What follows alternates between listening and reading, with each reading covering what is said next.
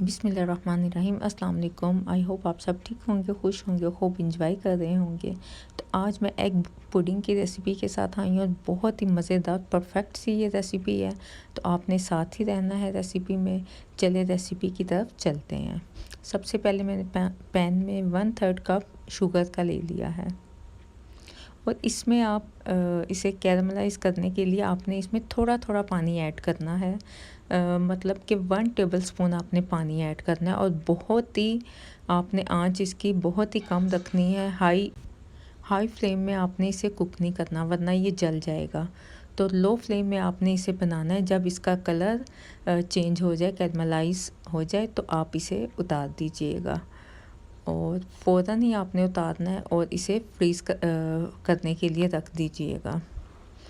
तो इसके बाद मैंने एक देगची ले ली थी। ये मैंने बेकिंग के लिए अलहदा ही रखी हुई है। इसमें मैंने 3 गिलास पानी के ऐड कर दिए हैं और एक मैंने ग्रिल रख दी थी इसे गर्म होने के लिए।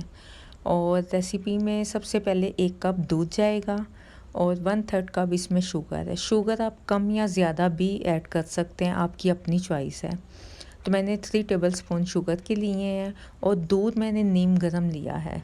दूध आपने ना तो ठंडा लेना है, ना ही आपने बहुत ज़्यादा गर्म लेना है। लाइट सा नीम गर्म दूध हो जिसमें चीनी भी अच्छे से मिक्स हो जाएगी। तो 3 अंडे मैंने इसमें ऐड कर दिए 1 बाय 1 करके। तो इसे मैंने कुक नहीं करना। बहुत ही इजी रेसिपी है, आप इसे ज़रूर बनाइएगा और मुझे फ़ीडबैक ज़रूर दीजिएगा। तो अंडों को दूध में अच्छे से मिक्स कर लीजिएगा, कोई लम्स वगैरह ना रहे। तो 1 टेबलस्पून मैंने लास्ट में इसमें वनीला एसेंस का ऐड कर दिया है और इस मिक्सर को अच्छे से मिक्स करके इसको आपने छान लेना है। क्योंकि जो अंडे में वाइट पार्ट होते हैं वो मिक्स नहीं होते अच्छे से। तो बेस्ट यही है कि इसे हम छान लें। जो अंडे के एक्स्ट्रा पार्ट्स हैं जो मिक्स नहीं होते वो सारे अलहदा हो जाएं, वो हमें नहीं चाहिए इस मिक्सचर में। तो ये बेस्ट सा मिक्सचर हमारा तैयार हो गया है।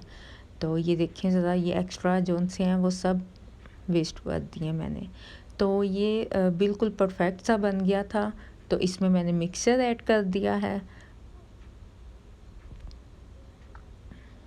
और अगर आपको मेरी रेसिपी पसंद आई है तो सब्सक्राइब लाजमी कीजिएगा और लाइक का बटन लाजमी प्रेस कीजिएगा। और मैंने अब एक फॉइल पेपर छोटा सा ले लिया है और वो मैंने इस बोल के ऊपर लगा देना है, ताकि जो भाप वगैरह है वो इसके अंदर ना जाए, क्योंकि हमने इसे बेक करना है और इसे भाप के ज़रिए ही इसे बेक करना है। तो इसे अच्छे से फॉइल पेपर लगा के, तो बेकिंग मैंने केतली ऑलरेडी मैंने गर्म करके रखी हुई थी 15 से 20 मिनट पहले। ये देखें पानी अच्छे से बॉईल हो रहा है और तकरीबन 15-20 मिनट पहले इसे आपने अच्छे से पानी डाल के गर्म कर लेना है।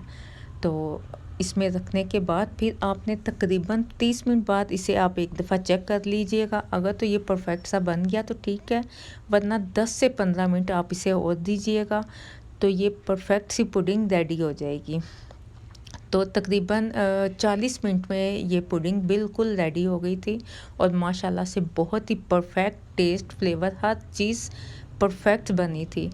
तो आप ये ज़रूर ट्राई कीजिएगा और मुझे फ़ीडबैक ज़रूर दीजिएगा और एक कमेंट ज़रूर करिएगा। और जो नए हैं काइंडली वो सब्सक्राइब ज़रूर कर दीजिएगा। और आप देख सकते हैं परफेक्ट सा ये जम चुका है। तो मैंने फिर बाद में इसे 3 घंटे के लिए फ्रिज में ठंडा होने के लिए रख दिया था। तो ठंडा होने के बाद आप जिस ट्रे में आपने सर्व करना है उसमें आप इसे निकाल दीजिएगा। और जब गेस्ट आएँ तो लाजमी ये मीठा ज़रूर ट्राई कीजिएगा, आपके गेस्ट लाजमी तारीफ़ करेंगे आपकी। तो आप देख सकते हैं माशाल्लाह से परफेक्ट सा ये पुडिंग केक बना था।